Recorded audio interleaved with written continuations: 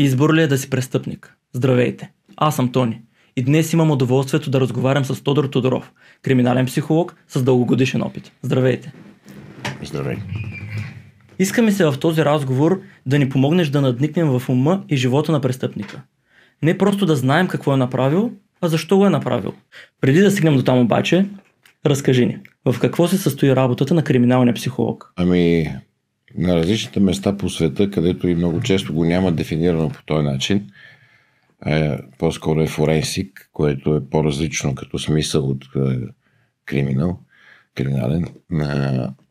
Е различно, мога да кажа това, което успяхме да развиеме последните 25-30 години в България като криминален психолог. Криминален психолог трябва да може да прави няколко неща. Те на пръв поглед могат да са различни, но всъщност аз винаги на студентите ми го обяснявам, това са части от един пъзел. Защото от една страна криминалният психолог трябва да бъде много добър психодиагностик. И това е много важно. Защото психодиагностиката ти е основата, върху която да стъпиш и която ти позволява след това, когато в дефицит от време се срещаш с непознат човек, ти да можеш точно и адекватно да си извадиш мнение по отношение на неговите характерови и темпераментови особености, за които евентуално биха ти помогнали или попречили в работата с него. Така че психодиагностиката е основата, от която човек, ако я няма да се прави добре, ще изгори рано или късно в тази работа. Така че и то дори професионалната психодиагностика, защото това също е психодиагностика. Едно време, когато започвах да се занимавам с това, практиката беше преди да започнеш да работиш като криминален психолог, преди това да работиш в сектора професионална психодиагностика. Това означава всеки ден правиш интервюта с кандидати за работа, изучаваш хората, набавяш си ролеви модели, които иначе може до този момент, като си по-млад, да не си видял, да не си преживял и така нататък. И това беше важен етап. Много важен, основополагащ. Другото, което трябва да може да прави един криминален психолог, е това да работи с полиграф. В България така сме го развили, наложили. Работата с полиграф е много интересна и доста и натоварваща, изцеждаща, но истината е, че най-добрия, така да го кажем, разпит се получава след полиграфско изследване. Защото изследваното лице вече е достатъчно активизирано и работата с него е много по-лесна след това. Така че работа с полиграф е нещо важно като компонент, защото можейки да работиш с полиграф, това означава съответно не просто да натискаш ни копчета. В никакъв случай. Означава да можеш да си правиш точен анализ на случаите, да можеш да си изградиш правилна стратегия по отношение на тестовите въпроси, по отношение на форматите тестове, които ще използваш и след това да си направиш анализ на резултатите. Така че той не е просто един апарат, на който натискаш ни копчета. Има още много психофизиология около него и с него свързана, която е важно ти да я умееш. Значи най-важното в полиграфа е не самата машина, а човека зад нея. Как ще разчете данните от машината? Той е като всяко едно нещо, за което стои човек, няма значение какъв е апарата. Важно е зад апаратното устройство. Можем ли да излъжем детектора на лъжата? Не. Не. И това въпрос вече ми е писнал да ми го зададат, защото хората не могат да разберат, че наистина полиграфа е просто един апарат. Всичко зависи от зад полиграфното устройство. Може да излъжеш или да заблудиш, провеждаш ти изследването, но не и самия апарат. Зависи от нивото на експертиза на човека, който провежда изследването. Ако предположим, че човекът е патологичен лъжец и вече тялото му не реагира на лъжите, в такъв случай... Това няма никакво значение за полиграфското изследване. Какво означава тялото му не реагира на лъжите? То не всеки като лъже се изприщва. Значи тук говорим за определен брой физиологични процеси, голяма част от които не подлежат на волеви контрол и те, така или иначе, те се случват в нашия организъм тогава, когато лъжем. Реално погледнато при полиграфското изследване, това с което работиш и което активизира, така да се каже, човека, притеснението от негативните последствия, които би имало, ако той бъде разкрит като извършител на дадено престъпление. Значи полиграфа засича смущения на нервната система реално. Няма такова нещо. Полиграфа засича едни определени промени в някои физиологични процеси. Ага. Това е. Как реши да се занимаваш с това? Как се насочи към криминалната психология? Много са факторите. Аз съм дете от Северозапада. Израсъл съм след насилие, така да се каже, под всякаква форма. Защото във времето, в което растях, то беше повсеместно. Дали по отношение на хора в квартала ти, дали по отношение на животни, защото всички гледаха животни, дали по отношение на инко други неща. Все пак тогава няколко стиловете на възпитание бяха по съветски модел, по макаренковски, така че сме яли доста бой и вкъщи, и в училище. И това от една страна предполагам, че има значение, от друга е ти не можеш да си го представиш, но ти си израсъл по времето на соца. Да, много различен морал имаше тогава и то нерядко фалшив, но все пак наложен като норма. И в един момент свършва социализма и в този момент излиза филма Мълчанието на агнетата. И през всичко това, което преди това така си стикован да виждаш и да възприемаш, идва нещо такова и туди като парен чук по главата. Много силно го поисках да работя същото нещо, тогава бях много втрещен. Право ме раздруса яко този филм. И не съм го следвал сляпо, в никакъв случай, но явно съм го кодирал като много силно желание и то така или иначе се случи. Как нещо толкова ужасно, как гледаш престъпници, които са извършили ужасяващи неща и в крайна сметка човек изпитва интерес, задава си въпроса защо го правят? Никой не съм си задал този въпрос преди. Сами се налага да си го знам покрай студентите и други такива случаи, но винаги водещото е било по-скоро, поне при мен, сега не знам при други колеги как е, да направиш нещо, за да не победи лошото. Тук идва темата за доброто и злото. Тя е вечна тема. Да. И двете ги има в нас. А след като навлезе в професията, какви са най-големите предизвикателства в нея? Не знам, поради простата причина, че аз все още навлизам в тази професия. И това е така, защото това е работа, която ако спреш да учиш в нея, загубен си. Така че има все още неща, които ме изненадват и научавам нови и това за мен е голямо предизвикателство. Криминалната психология се развива де-факто и постоянно човек се учи.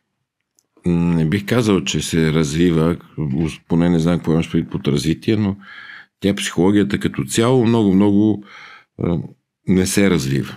Uh-huh. Какво имам предвид? Имам предвид, че от всичко в този заобикалящ свят ние сме единствените, които не се променяме.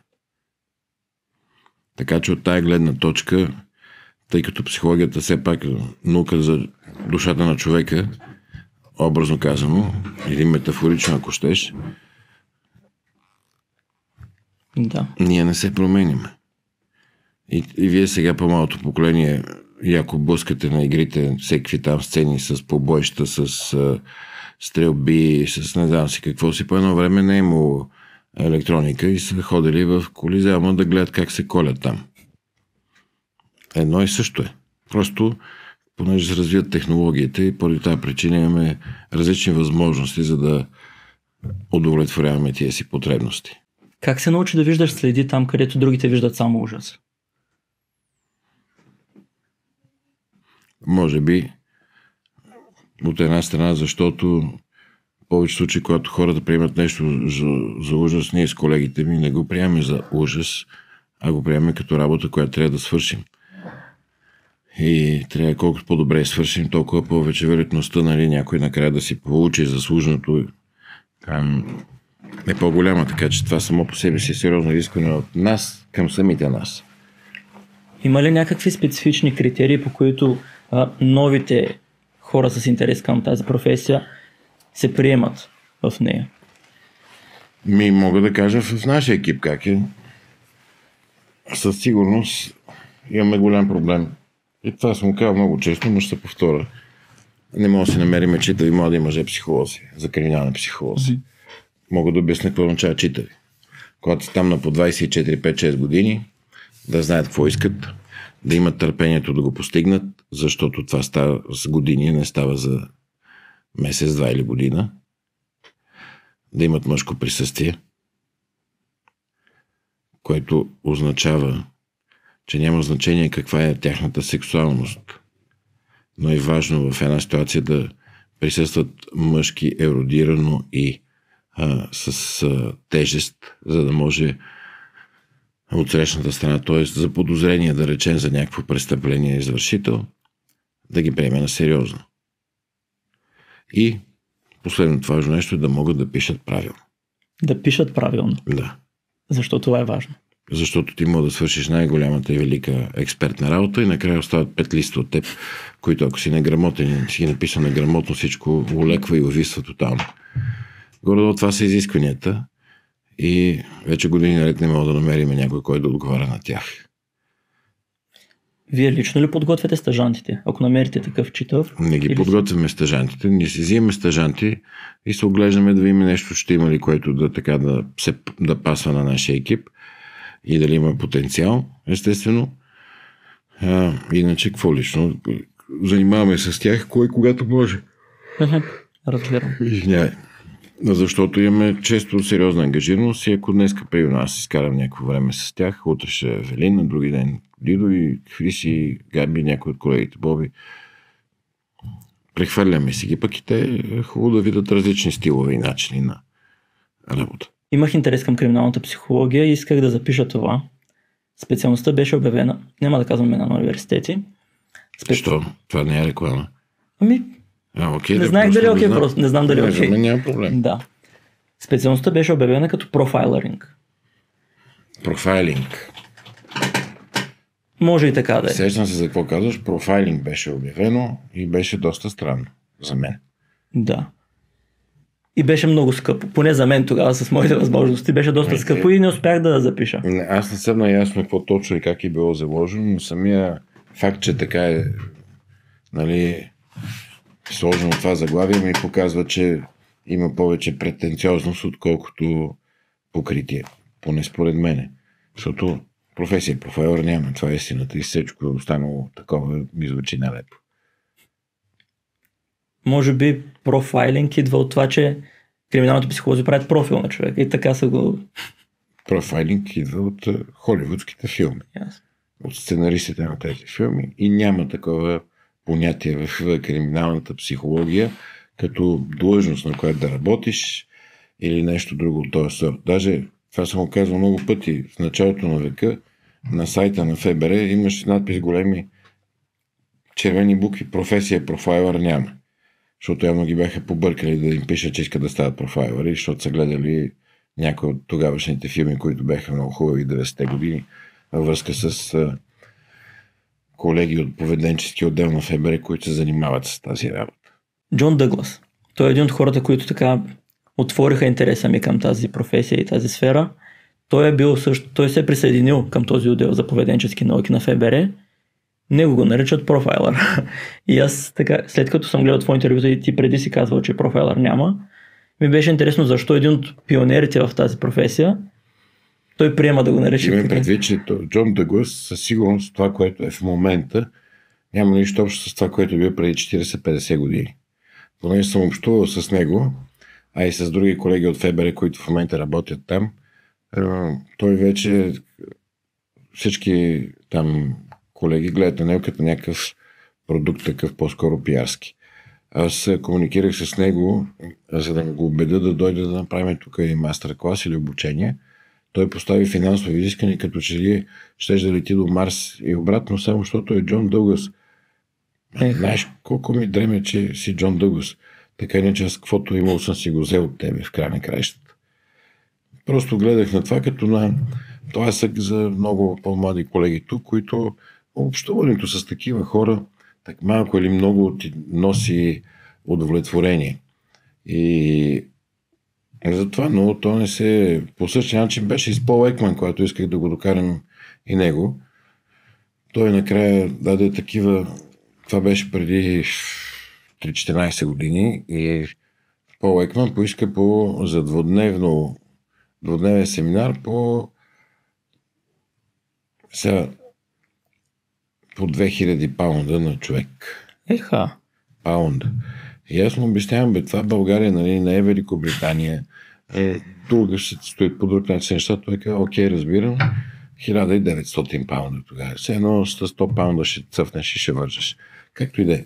И понеже той разбра, поне Пол Екман успя да разбере, че тук става въпрос хем за желание за развитие, за професионално удовлетворение и за страна, в която заплащанията не са като тези, в които той живее или функционира.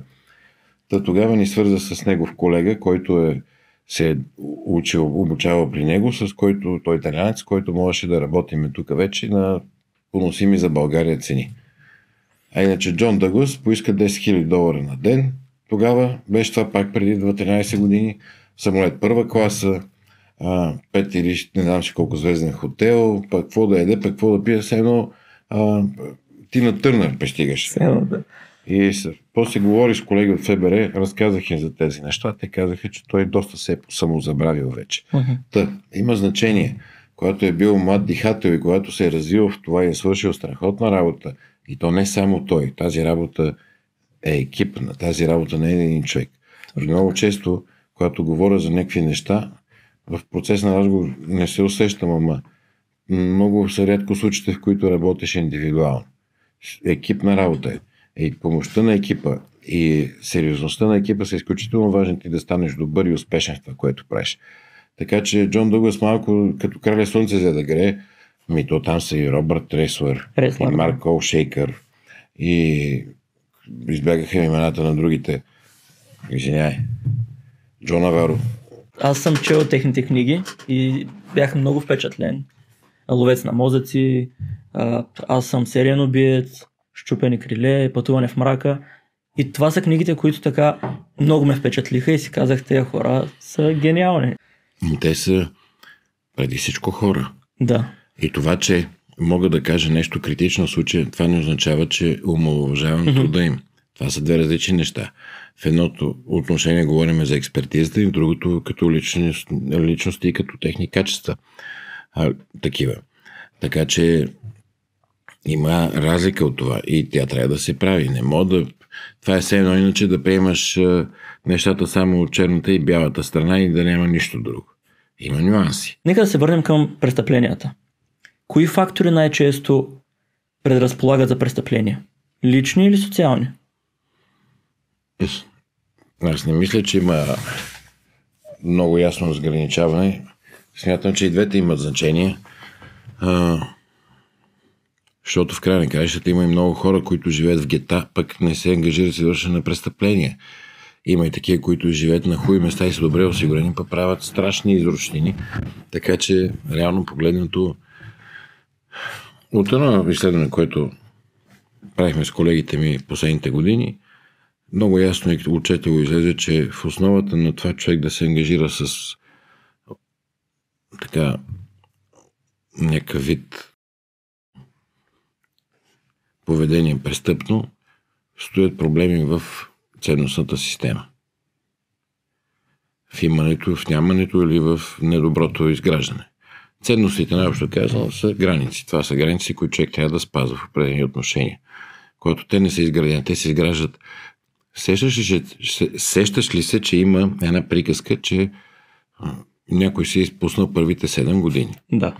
Това клише до голяма степен отразява точно това. Това е периода, в който децата се научават и ние ги научаваме, това е нашата роля, те да спазват определени граници. Какво може и какво не може. И какви последствия има от това. Този период, за съжаление, много често вече родителите не си изпълняват тази функция поради различни причини и затова създаваме деца, които после могат да се мушкат с ножове, извършват един куп тежки престъпления. Има ли разлика в мотивите на по-млади извършители на престъпления и по-възрастни такива? Не бих казал, така или иначе, то зависи какво престъпление извършват, защото ако ще правят сексуално нападение, То е ясно, че мотива е задоволяване на несексуални нужди посредством сексуален акт. Така че дали си на 20 или на 60, ако решиш да изнасилваш, го правиш не толкова заради нагона, колкото заради желанието да контролираш, да властваш, да доминираш някой, да го унижиш, да му причини страдания. И така да се почувстваш всемогъщ. Тук ми се иска да разделим престъпниците на няколко типа, понеже няма как да сложим всички под общ знаменател. Първият тип, който аз съм отделил, нали, е престъпниците, които вършат нещата от импулсивност, които нямат самоконтрол, са под въздействие на афект. Профилирането, това са така наречени неорганизирани извършители, които нямат уменията, изградени и интелектуалния капацитет да наложат контрол над поведението си или над нагоните си. Какви фактори най-често предразполагат този афект? Афект, чакай малко. Почвам да се объркам. Афекта не винаги има общо с това, че някой в някакъв момент е извършил някакво престъпление под влияние на силна емоция, защото не може да се контролира. Това не е задължително да е афект. Добре, силната емоция, която е в него, тя е предизвикана от нещо. Какво е това нещо? Понякога от наранено его, понякога от желание за контрол и власт. Зависи при всеки различно. Следващия тип, който аз отделих, са тези, които вършат престъпления за материална изгода. Финансови измами, кражби и такива неща. Откъде идва това желание за власт и пари? Целият живот вече така е конструиран, че хората смятат, че ако нямат пари, се едно са нищо. Тоест, когато единствен начин да се валидираш като успешна личност е имането на пари и на някакви такива придобивки материални, тогава това обуславя и това, че те го правят такива престъпления. Изключително да речем хората, които имат зависимости, било хазартни, било наркотични, защото те действат поради друга причина. Трябва да намерят начин да задоволят нуждата си. Има нещо, което аз много се съгласявам с него. Казват, че колкото повече човек има, толкова повече иска. Това е само при лакомията. Не е валидно за всеки, така ли? Да. Следващия тип, който искам, те всъщност може би са два, но ще ги сложа заедно, за да ги сравним. Психопати и социопати.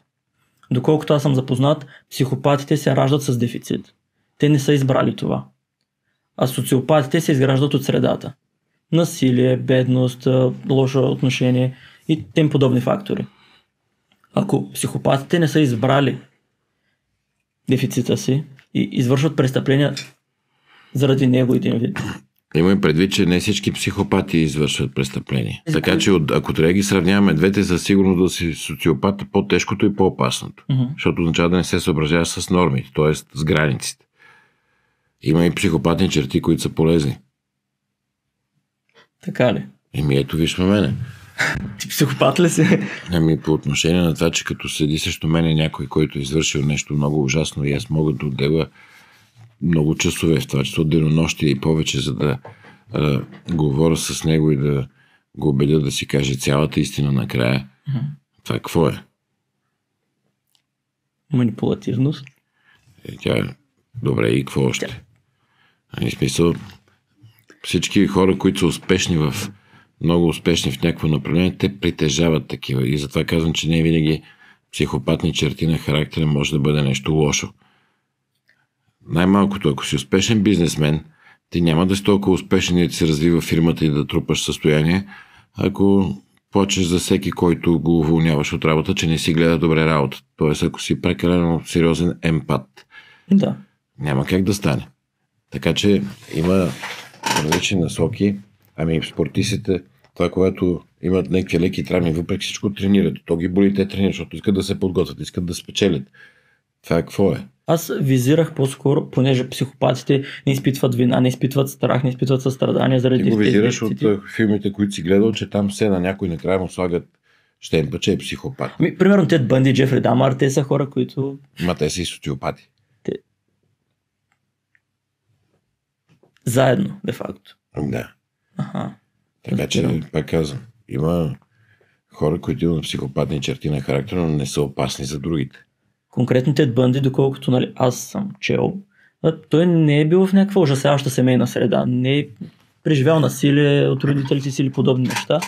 Това не може да си сигурен, защото насилието не е само физическо. Че една авторитарна и манипулативна майка, тя наистина може да ти разкаже играта. И тя цял живот всичко го прави, защото много те обича, а реално погледнато тя те е скапала тотално и ти се превръщаш в абсолютен урод по отношение на емоциите. Не мога да се влюбиш или не мога да намериш партньор, който да стои дълго време, защото ти не можеш да се обвържеш, тъй като ти не знаеш какво е това. Кой носи отговорност, ако човек с психопатни дефицити извърши престъпление? Ами тя психопатията не те освобождава от наказателна отговорност, така че си я носиш ти. Тук точно когато споменаваме психопатите и социопатите, ми се иска да прочета на зрителите за един сериен убиец, който е започнал с насилие над животни. И ще го кажа в контекст на това, че скоро видях в интернет по случая с Габриела Сашова и Красимир, които са насилници над животни, знаем всички за него случаи. И някак си разбрах, че докато стане време за делото им, има шанс да ги пуснат или ще ги пуснат, нещо такова прочетох. И това много ме така възмути, дори бих казал ядоса. Затова искам да прочета за този човек и дали може да направим асоциация между тези два казуса. Едмънд Кемпър. Кемпър е роден през 1948 година. Родителите му непрекъснато са се карали и в крайна сметка са се разделили. Ед в ранното си юношество убива котки. Американският психиатър Джей М. Макдоналд през 1963 година предполага, че 3 поведенчески симптома в детството могат да бъдат ранни индикатори за насилствено и садистично поведение в зряла възраст. Включително Нощното напикаване, тормоза над животни. Да, и пироманията. Това са 3 фактора. Какво е направил Кемпър? В ранното си юношество убива котки. След това застрелва баба си. Защото настоявала да остане Той в момента, в който е застрелял баба си, вече нещата, това мач е свирен, както се казва. Но защо я застрелва? Защото тя настоявала да остане вкъщи да й помогне с домакинството. След това, знаейки, че дядо му няма да приеме постъпката, Кемпър застрелва и него. Що да се мъчи човек? Това е черен хумор, само да отбележа за уважаемите зрители. А когато са го разпитвали, какво е казал? Интересно ми беше да видя как ще се чувствам, ако я застрелям. Явно му е харесал или не е доразбрал, че е убил и дядо си. След като е освободен от психиатричното заведение, той започва да убива студентки. Не знам дали има нужда да прочета какво точно им прави, но Не дай. ще го спестя, да. Но използва опита, придобит от тормоза над котките. Накрая той убива и собствената си майка. Тръгва от насилието над котките, животните като цяло. То това е, как да го кажа, макар и като метафора по-скоро да прозвучи, то е всяка една професия, ти търпиш развитие и надграждаш. Когато си по-малък, ти не е толкова лесно да убиеш възрастни хора, затова може да причиниш тежка физическа мъка или да умъртвиш някакво животинче, което е беззащитно. Защо не отишъл да убива тигри? Котката е лесно достъпна, най-много го отраска, не мога да причини някаква по-сериозна щета, ще я трепенея. Харесва им чувството на доминантност, да са по-силните. Аз имам роднина, който като малък го наблюдавах и ми беше много странен с това. Той бесеше котките. Защото му ядяха гълъбите. Ужас. Да, страхотен ужас е това. И той човек определено не е добре с главата. Като казвам не е добре с главата, нямам предвид клиничен случай. Но е много садистично това. За да станеш такъв, това означава, че преди това в семейството, в което си израствал, имало някой, понякога мога да е майката, понякога бащата, мисля, че повече случай е малката, който подкрепя и развива тези черти през собственото си поведение. Исках да сравня тези два случая с Едмънд и с случая на Габриела и Красимир, защото... Много са различни. Да, тя не е стигнала до това да убива хора. А ти защо мислиш, че тя е водещата? Възможно и той да е. Реално, когато съм слушал случая... Защо мислиш, че тя е водещата? Всъщност не мисля, че тя е водещата. Това нали не е проява на сексизъм в момента от твоя страна? Не. Само защото е жена и тя ще е по-садистична. Това е Почти съм убеден, че не е тя водещата дори. Тук с 3 въпроса и си обърна становището. Важно какво каза първоначално. Аз казах, че тя е водещата ли? Тя ги убиваше. Но кой го е подстрекавал, кой го е измислил? Като маркетинг ниша, като нещо, от което да се печелят пари и е бил, така да се каже, и като креативен дизайнер, така на всичко, което се случва, това е важното. Аз категорично смятам, че така нареченото момче, което е оператора, той е човек, който е в основата на това нещо, просто в момента намерил жена, момиче, което да реши да участва в този негов филм. Възможно ли е да ескалира това тяхно насилствено поведение във времето, когато са на свобода? Само да обясня. За мен е по-така опасни от двамата е момчето. С оглед на това къде е живял, с оглед на това какво му се е случвало, с оглед на това какъв начин на живот е водил. Слава Богу, умението му за манипулация са на по-примитивно ниво, не са на някакво много високо ниво, защото ако са на много високо, той ще намери начин да си удовлетворява желанията и по много по-опасен за хората начин. Ще минем към следващия тип, който отделих като престъпници.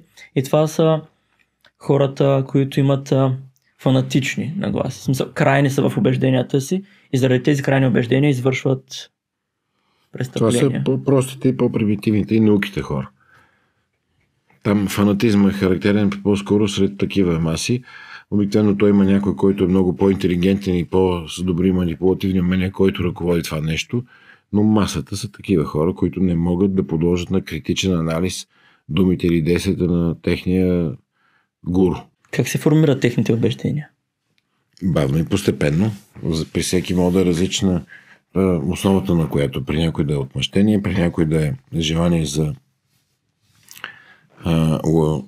достигане на някакво духовно съвършенство по отношение на неговата религия, може да са различни неща. А при някой си е чисто финансово. А когато си краем в такова убеждение, може ли някак то да се промени? Зависи. Ако човек има желание да се промени, да се развива, да. Ако е конска паци, на сила можеш само да вземеш. Не можеш да дадеш. Кои са най-бруталните убийци, с които си работил? Всички убийци са брутални. Щом да имаш живот, това няма как да нямаш нещо брутално в себе си. Има ли убийци, които са излизали от затвора и са се поправили? Аз поне не знам за такива. Ако има, ще му изсъняват. В затворите знам, че има психолози, социални работници. Има, в България на един такъв се падат 50-60 затворника, а в Холандия на един затворник са 3 социални работници. Това е важната разлика. Щях да питам каква е ролята им, обаче те, доколкото разбирам, не изиграват голяма роля. Има колеги, които с кеф си вършат работа, искат да свършат нещо, но понякога чисто физически няма как, защото имат много хора, които им висят на главата. И последен въпрос. Какво е по-страшно? Да извършиш престъпление или да си безразличен към престъпление? От наказателна гледна точка по-страшно да го извършиш, нали? Реално погледнато. От човешка обаче аз съм човек, който трудно приема това, като видя, че нещо се случва неправилно, да не реагира. Благодаря ти, че бе мой гост. За мен беше чест. Имаш ли някакви последни думи към нашите зрители? Да са живи и здрави.